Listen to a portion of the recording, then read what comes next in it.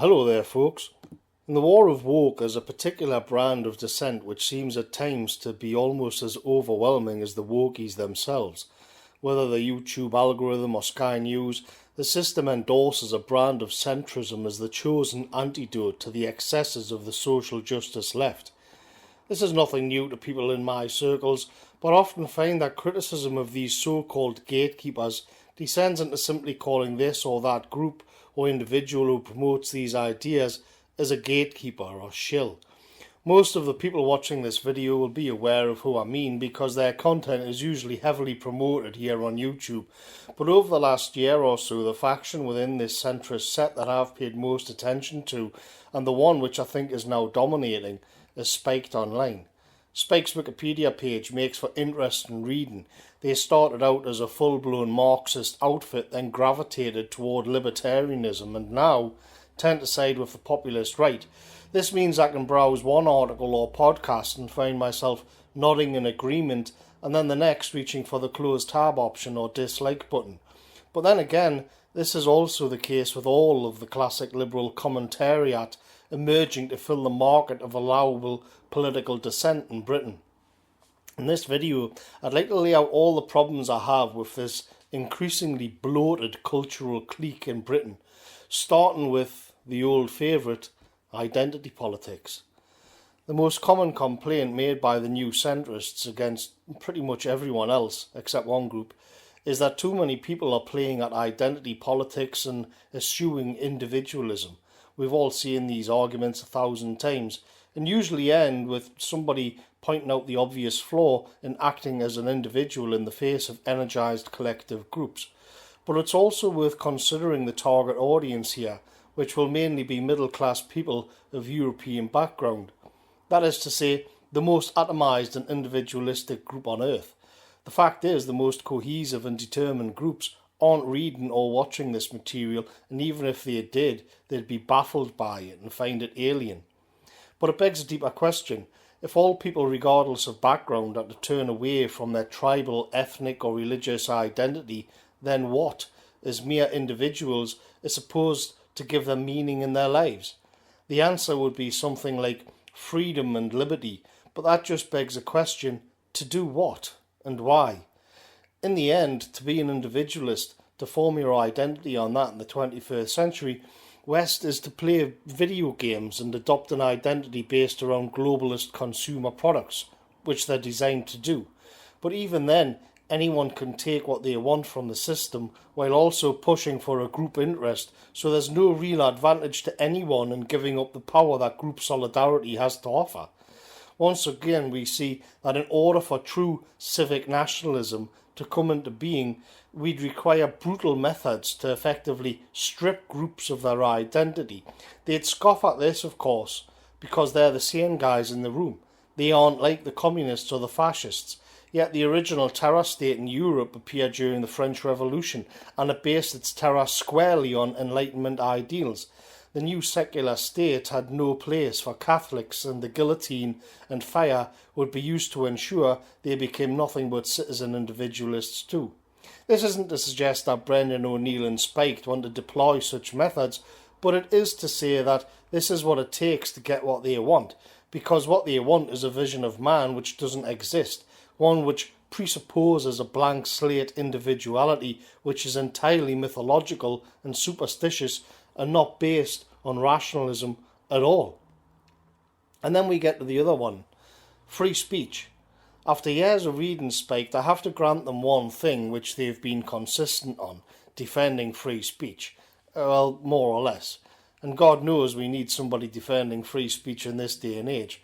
Spiked are as close as you can get to free speech absolutists and have spent years defending most, but by no means all, of the increasing amount of people persecuted by the state. Again, I can think of one or two figures they didn't do. But horseshoe theory dictates that neither the far left or far right have any real investment in free speech. The reason for this is that both have ideals and visions which transcend classic liberal ideals, whether ethnic interests, religious convictions, or simply ideology. But this leaves centrists in a weird situation, because they're expected to defend the right to free speech of people who don't care a great deal about the concept, who view it as simply a means to an end.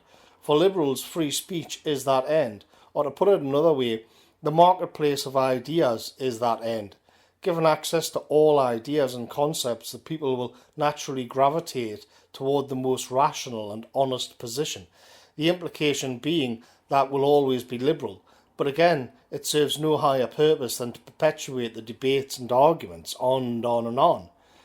But the question is, again, to what end?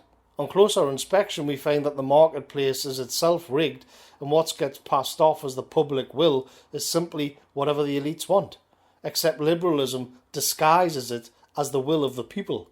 In fact, almost nothing about the current state of Britain is a result of the will of the British people.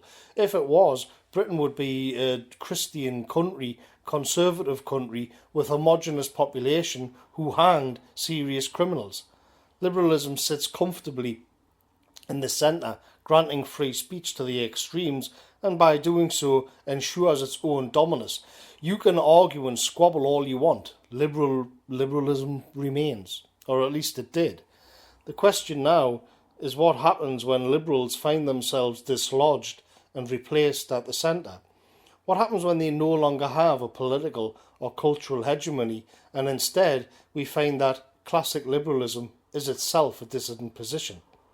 If the far right now, or the 60s to the left, made appeals to liberalism based on free speech, then who do the liberals appeal to when they find themselves beyond the pale? What is a centrist who has no centre ground? In a healthy functioning Western liberal state, the university should be the epicentre of the marketplace of ideas, and these neo-centrists quite rightly spend enormous amounts of time and energy fighting on that battlefield.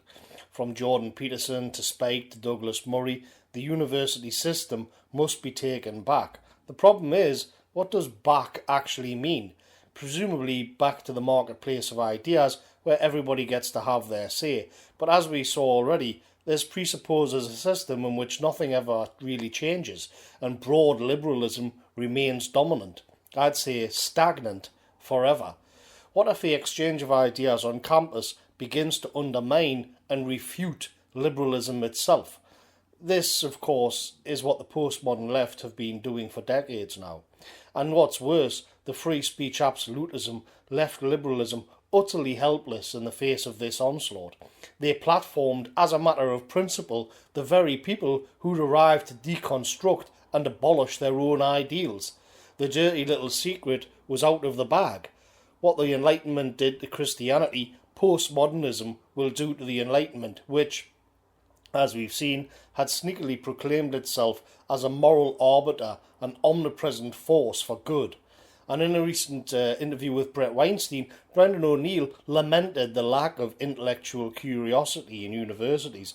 The problem is, when you look at the standard stuff, say a wiki entry on High Queen of Social Justice, Judith Butler, and her early life, of course, you can see a pattern. Intellectualism certainly had happened. You could say too much, and it is insane, and it might be the end of Western civilization. But the point here is that the result of that intellectualism was to deconstruct the Enlightenment, and liberals had no way to prevent it because the left were operating outside of their moral framework. The intellectualism has happened, and the results of it were to deplatform and replace the previous political philosophy.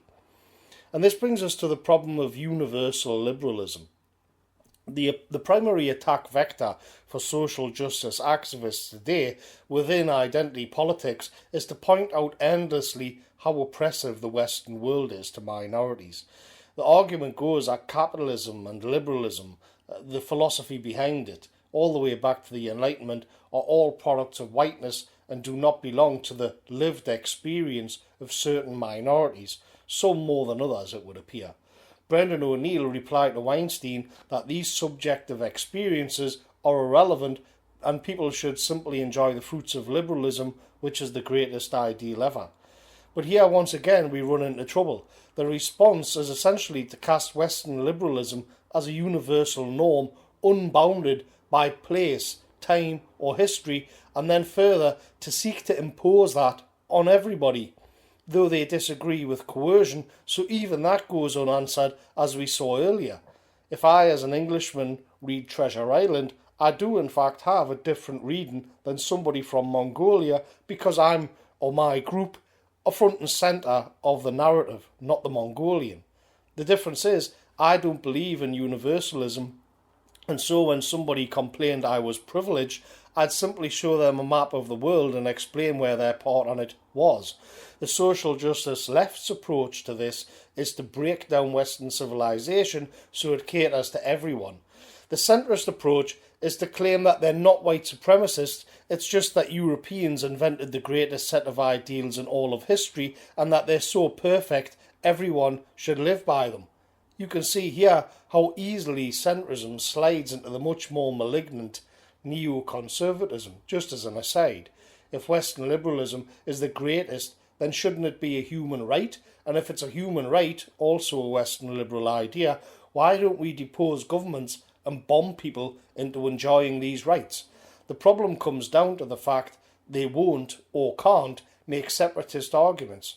Instead, they insist to be Western is to be liberal, which is an invention of white people, and then demand everyone else adheres to that, thereby proving the leftists correct that it's a system of white supremacy, and the centrists can't and won't get out of it by advising people to leave the West, because that's what the far right does. So once again, they've been tied in knots. One of the traits of a late stage civilization, a civilization which is heading into its autumn and winter phase, is that you begin to see a deep and yearning nostalgia in the population, in the native population. And in my opinion, all centrism across the West today is also driven by nostalgia. Nostalgia for what, though? If the alt-right feel nostalgia for the 1950s and the neo-reactionaries feel nostalgia for the 1550s, then what do centrists feel nostalgia for?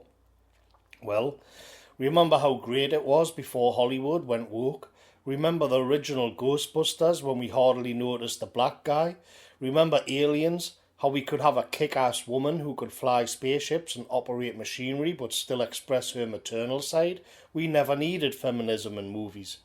Remember how it was before politics entered our movies? Remember how Rocky IV depicted the rich multicultural tapestry of Reaganite America standing strong against blonde communists?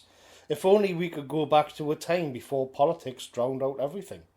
Modern identity politics began in America in the 1960s.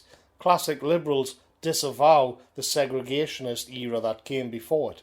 After the chaos of the 1960s and the gloom and the paranoia of the 1970s, in the 80s we saw America take a more idealistic turn. Just like in Rambo 2, somebody had sold the country out, and now the time had arrived to love America once again, and the whole era is infused with flag-waving patriotism. This era, in my view, is the best example of civic nationalism at its peak. The problem is that it was entirely a creation of Hollywood and the American deep state. In other words, the same institutions and cultural centres who today promote the woke left were a few decades ago promoting the gentle patriotism of the 80s, which so many centrists look back on with such fondness. The point here is not to look back on foundational texts by Locke or John Stuart Mill, because what really influences people, especially the bloated group we call classic liberals, is pop culture, and you can see it in their talking points. In the 18th century, racism was normal. Now it isn't. In this context, almost everybody would be a devout Christian. Now they aren't. In other words, what people think of as classic liberalism is simply progressivism from 30 years ago. The Enlightenment stuff seems to have slipped in as an afterthought. An alt-right trad poster on Twitter may be naive for dreaming of 1950s domestic bliss, but in theory, and using a lot of force and purging the deep state, it could have been possible to prevent the Cultural Revolution from ever happening. The so-called classic liberalism is either happy with today except the social justice warriors, or wants to go all the way back to when Ferris Bueller's Day Off appeared in cinemas. Back in the 1950s, when Joseph McCarthy tried purging Hollywood of subversive elements, those subversive elements made appeals to centrist liberalism for protection. In actual fact, throughout the history of the so-called Long March through the institutions, at every step of that march, centrist liberal ideals ran cover for the New Left. Not only did they not try to get rid of them, not only did they not try to purge the institutions of these new Marxists, their core values protected them and shielded them from reactionary forces on the right. Throughout all of this, we see an emerging trend. The bloated classic liberal commentariat have at their core a vacuum. It's like a crab shell with no creature inside. It's just an empty shell. So the question is, what happened to the ghost in the shell? Well, they purged it themselves. And once again, we don't need to go back to the Enlightenment, because Richard Dawkins, Christopher Hitchens, and entire YouTube careers have been formed around classic liberals attacking and undermining Christianity, which had, for centuries, done all of the heavy lifting for their own worldview. Richard Dawkins, shilling his new book recently, quipped that things were looking up because fewer people than ever were attending churches in America. Rationalism had finally made some gains, and the sunny uplands of scientific reason were just up ahead. And while he said this, America was up in flames, and the new fundamentalist wokeists were waging a worldwide campaign against white people and Western civilization. And while politicians kneel before the new irrationality, we're supposed to be celebrating that the founding religion of the West is one step closer to death. And remember, these are the sane guys in the room. These are the moderates. These are the enlightened ones bringing common sense to the discourse. To round this video off, I'd like to finally touch on the pretension that these so-called gatekeepers are somehow morally or ethically just. Almost every week in Spike there's a warning to the SJWs about how they're provoking a far-right backlash. Given what we know about the realities of present-day Britain, the attacks on natives, mass rapes, frequent terror attacks, and then the media ideologically weaponising everyone against the average Brit, is it morally sound to hold positions based on principles which can't in any way prevent the brutality, pain and misery being inflicted on a people? Let us assume an authoritarian right wing emerged that would cut through swathes of personal liberties and rights, but the misery was brought to a swift end, one way or another. In actual fact, they've already made their choice. No amount of ethnic displacement, grooming, brainwashing, or what will become outright persecution will ever trump these principles. To contravene liberal ideals is itself worse than anything else that could possibly happen. As Michael Gove said to Jonathan Bowden, yes, what's happening is awful, but to do anything about it would be un-British. And so, like a slave on a galley, we're shackled to liberal principles until the bitter end. The irony is that the centrist punditry are possibly the most fervent ideologues of everyone, and while it may make them a good living, they don't exactly deserve to be respected for it. I'll catch you later, folks.